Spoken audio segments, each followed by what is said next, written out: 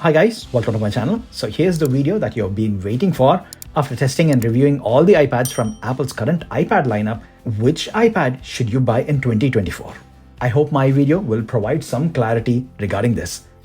Now, before we start, I'm omitting all the discontinued iPads guys, which sure will be great value for money if you can find decent discounts on them. So if you do get them. But this video only focuses on the current iPad lineup, which Apple officially sells. So let's get started.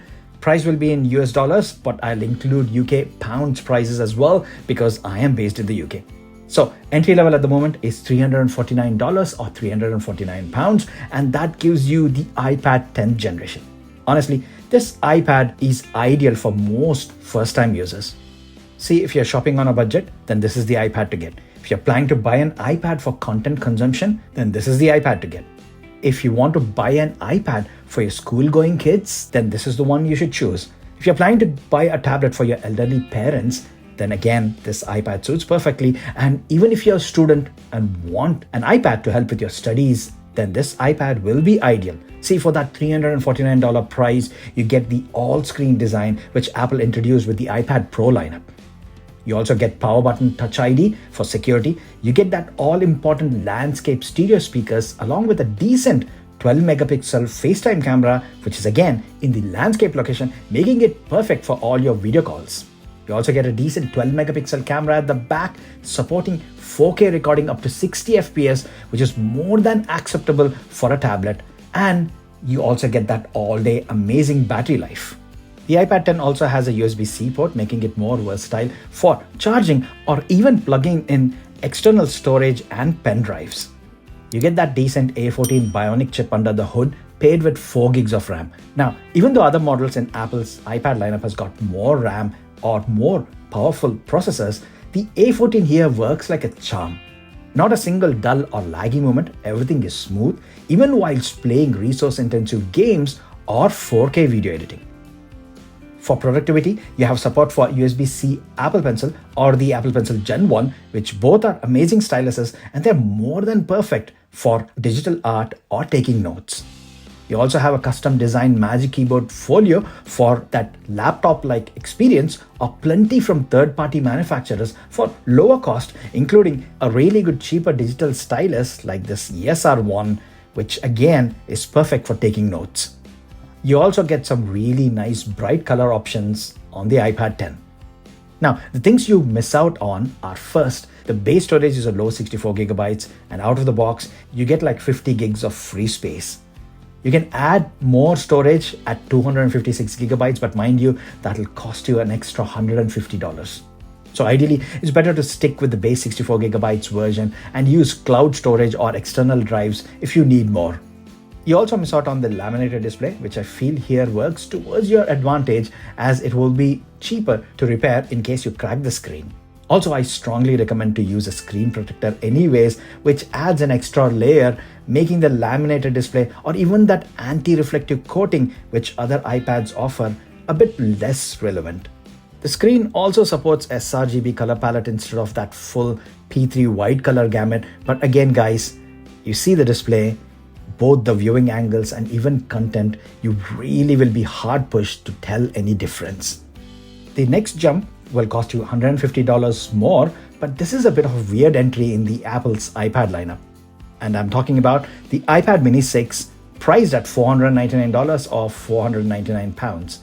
This launched back in 2021, and Apple really did not update anything on this iPad since it launched. It has that all-screen design, USB-C port, stereo speakers. It gets Apple Pencil Gen 2 support, which is excellent. It's got the power button Touch ID along with A15 Bionic processor with 4 gigs of RAM. And it is the only non-Pro iPad which has got a flash at the back for that 12-megapixel camera. At the front also you have a 12-megapixel ultra-wide camera, but this is the only iPad again which has got the camera in the older portrait location and not towards the side like all the other iPads do. Now, the only reason why you should buy this iPad is that you want a super portable tablet. One that is very easy to carry around, one that can even fit in your coat pocket, and it is so light that it feels incredible when you think that such a small device can give you that almost full iPad experience. The weight of this iPad is almost equal to a soft paperback novel. But yeah, screen size and the lower base 64GB storage will be the compromises which you have to make. But with such small screen iPad for students, it's really a dream to carry that around your college. For younger children, it'll be an ideal size. And I found this to be one of the best iPads comfort-wise, especially when you want to use it on the go or take notes using the Apple Pencil Gen 2. So yes guys, Apple hasn't updated it or given it a fresh coat of paint. So this really isn't the popular iPad. And like I said, if portability is your utmost priority, then go for the iPad mini 6. Next up, we are entering the Goldilocks zone here guys with the iPad Air. $100 £100 more than the iPad mini or $250 more than the 10th generation iPad. At $599, you get the brand new M2 iPad Air. Really is perfect and is more future-proof than any iPads below this one. For the cost, you get a respectable 128GB of base storage, a blazing fast M2 processor paired with 8GB of RAM, and due to this, you get full iPad OS support, namely in the form of full screen external monitor support, Stage Manager support, and support for pro apps like Final Cut Pro and Logic Pro. The iPads below this iPad Air do not support all this. So yes, you are getting that full-on support for all the features which iPad OS offers. Display is laminated with anti-glare coating and support to wide P3 color gamut. You get 12 megapixel camera both on the front and the back, and the front one is in the landscape position. You get support to the latest Apple Pencil Pro, which has got these cool features like squeeze for menu and Find My support. Plus support to Apple's Magic Keyboard case, which gives you this cool float position. And for the first time, pay $200 or £200 more, costing $799, you get a bigger screen iPad, which is the 13-inch iPad Air. So you don't have to go all the way to the top like before and buy the iPad Pro if you want a bigger screen for your iPad. And with bigger screen, you also get stereo speakers which have more bass. Honestly guys, the iPad Air is the iPad which I would recommend to everyone who are looking for an iPad that provides the full iPad OS experience and who also wish to keep their iPad for the next 6 to 8 years. Now the thing which you miss out is that display which doesn't have higher refresh rate even when you pay £600 for a tablet. But guys, again, iPad OS is very well optimized. It is very smooth and there is no lag or delays. So it doesn't make that 120Hz refresh rate all that important, especially on an iPad. Moving on, the next jump is going to cost you a whopping $400 or £400 more than the 11-inch M2 iPad Air, giving you the brand new OLED M4 iPad Pro costing $999 or £999. Okay, that is really expensive, especially considering that the iPad Pro this time saw a significant price increase if you compare it with the previous M2 iPad Pro, which was priced at $799. So for that $1,000 price tag, you get an industry-first tandem OLED display, which is absolutely stunning, especially in low light conditions and even outdoors where this gets incredibly bright. You also get that super smooth ProMotion display, which refreshes up to 120Hz. The USB-C port supports Thunderbolt, so you get that ultra-fast data transfer speeds, and you can even hook up a 5K monitor to your iPad. You used to get an extra ultra-wide camera at the back, but not anymore. Instead, you get an ambient light sensor capable of cleverly eliminating shadows when you scan documents. The front camera also supports Apple's Face ID for authentication.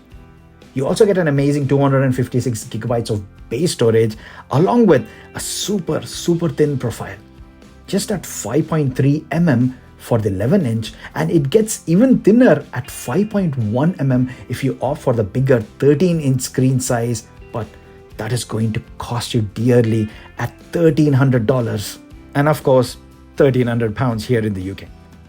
To put that into perspective, it's $500 more than the similar size 13-inch iPad Air and an insane $950 more than that entry-level 10th gen iPad. But it's not a fair comparison. But I'm just putting this out so you get the perspective of what the top end of the iPad lineup would cost. So do establish your iPad requirement, guys, before you buy this one. More about the iPad Pro. Under the hood, you have the latest M4 processor, which actually is the first to feature in any Apple device. This processor is also Apple Intelligence ready. So with the upcoming iPad OS update, this processor is fully capable of handling that new AI features which Apple will release. Not just that iPad, guys, even the M2 iPad Air will get that support. With the iPad Pro, you also get quad speaker setup, which gives you much better audio experience. There are a few new accessories as well, like the Apple Pencil Pro, which is really amazing with that squeeze to menu option, barrel roll, Find My support, and both tilt and pressure sensitivity support. There's a brand new Magic Keyboard case as well, which has got this all aluminum base, and it looks absolutely amazing. And if you pair it with the 13-inch sized iPad Pro, then it'll give you that close enough laptop or MacBook-like experience. So in conclusion, where do we stand? See guys, if it's just content consumption which you're after, then I think the 10th generation iPad will more than suffice. If you want to experience the full-on features of iPadOS and want something which is more future-proof, then the iPad Air is the one to go for. So those are my thoughts, guys. What do you think about it? Do you have anything to comment down? Do you have any suggestions? Do drop them in the comment section down below. And guys, a lot of effort goes into making these videos. So if you're enjoying my content, a like would be immensely helpful. Also, please subscribe, support me, and I'll keep making these videos for you. I really want to know if this video helped. So do comment down below and let me know if you've based your iPad buying decision after watching my video. Also comment down iPad forever and I will heart and reply to that comment. So that's all for the video, guys. Thanks a lot for watching it until the end. I'll see you in my next one. Bye for now.